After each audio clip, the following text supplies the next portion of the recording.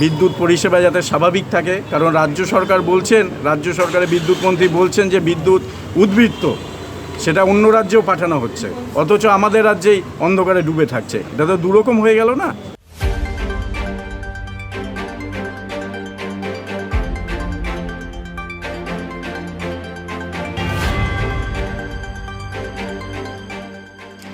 শিলিগুড়ি শহরে ক্রমাগত লোডশেডিংয়ের ঘটনার প্রতিবাদ করে হেরিকেন হাতে নিয়ে বিক্ষোভ মিছিলে সামিল হল সিপিআইএম শিলিগুড়ি 2 নম্বর এরিয়া কমিটি। বৃহস্পতিবার শিলিগুড়ি হিলকার্ড রোডের অনিল বিশ্বাস ভবনের সামনে থেকে হাতে হেরিকেন নিয়ে একটি বিক্ষোভ মিছিল করে হিলকার্ড রোডস্থিত বিদ্যুৎ বন্টন দপ্তরের সামনে বিক্ষোভ দেখানোর পাশাপাশি বিদ্যুৎ দপ্তরের আধিকারিকদের হাতে দাবি সম্মিলিত স্মারকলিপি তুলে দেওয়া হয়।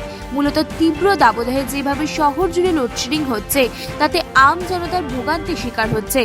অবিলম্বে এই লোডশেডিং বন্ধ করতে হবে, এই দাবি তুলে স্মারকলিপি প্রদান করা হয় এদিন। এছাড়াও যদি সমস্যার সমাধান না হয় তাহলে বৃহত্তর আন্দোলনের নাম্বার হুঁশিয়ারি দেওয়া হয় সংগঠনের তরফ থেকে।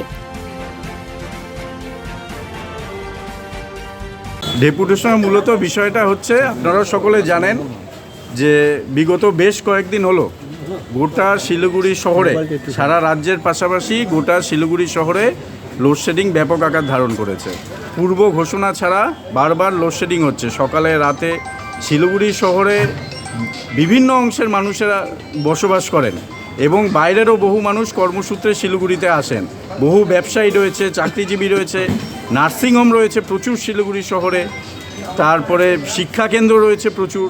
এই সমস্ত লোডশেডিং হওয়ার ফলে ছেলেমেয়েদের পড়াশোনার ক্ষতি হচ্ছে, যেই সমস্ত বাড়িতে বয়স্ক রোগীরা আছে তাদের সমস্যা হচ্ছে, যারা ব্যবসা করেন ব্যবসায়ী বন্ধুদের তাদের সমস্যা হচ্ছে। গোটা শিলিগুড়িবাসী সাধারণ মানুষের আমজনতা তীব্র সমস্যার সম্মুখীন হচ্ছে।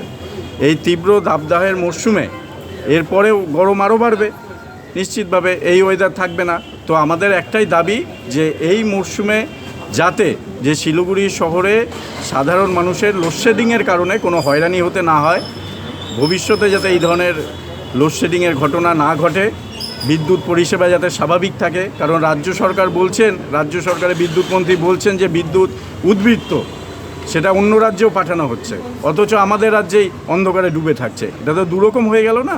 তারই প্রতিবাদে আমরা আজকে ডেপুটেশন দিলাম, আমাদের দাবি জানালাম যে লোডশেডিং যাতে না হয়, আমজনতার যাতে হয়রানির শিকার না হতে হয়, সেই কথা মাথায় রেখে আমাদের এই আন্দোলন। সমস্ত জায়গায় আমাদের ডেপুটেশন কর্মসূচি চলছে।